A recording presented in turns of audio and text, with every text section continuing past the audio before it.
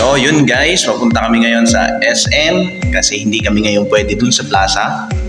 Pasensya na kayo, hindi ako pwede magmalakas ng boses kasi nandito kami sa corridor ng hotel. So yun, kaya yun nga, itutuloy ko, hindi kami pwede sa plaza kasi umuulan. So sa SM na lang kami.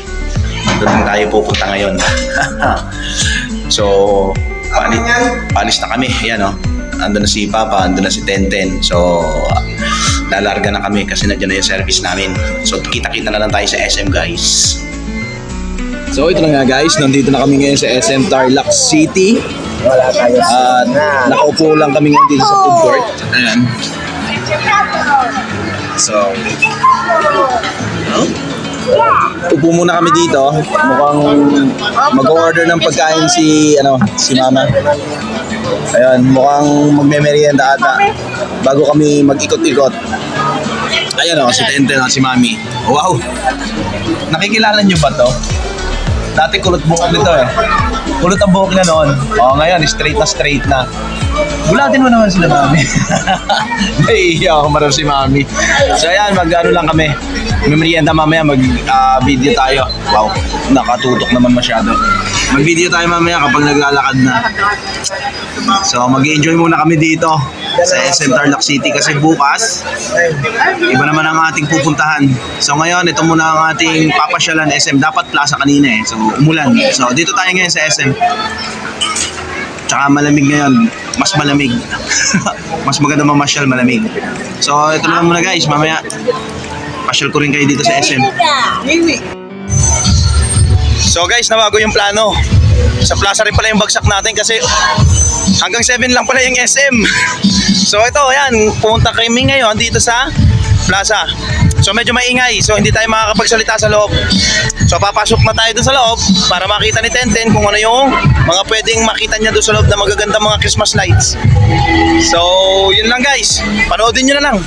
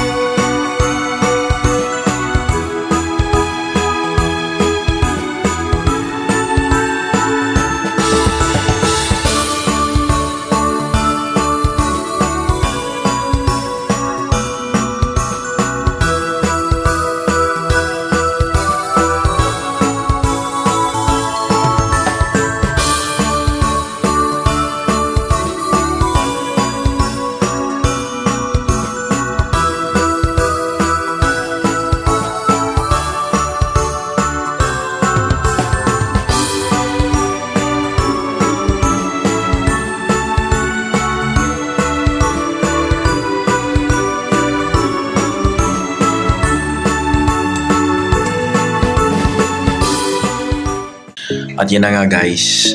So tapos na tayo mag-dinner.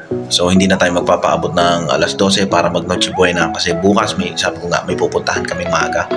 So magpapaalam na tayo. Tapos na yung ating day 2 dito sa Tarlac. So nagawa na natin yung mga gusto nating gawin. Nakapamasyal, naipasyal natin si Tenten, nakapaglaro pa siya. So yan. Bale, magpapahinga na tayo. Matutulog muna para makapagpahinga yung katawan natin. So nakakapagod din. So yan, magpapaalam na si The Fourth.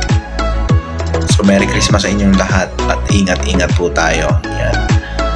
Sana marami pang blessing ang dumating sa ating lahat ngayong Pasko. So good night guys. Magpahinga na rin kayo. At or kung magpapaabot na kayo ng alas 12, yan. So i-enjoy nyo lang.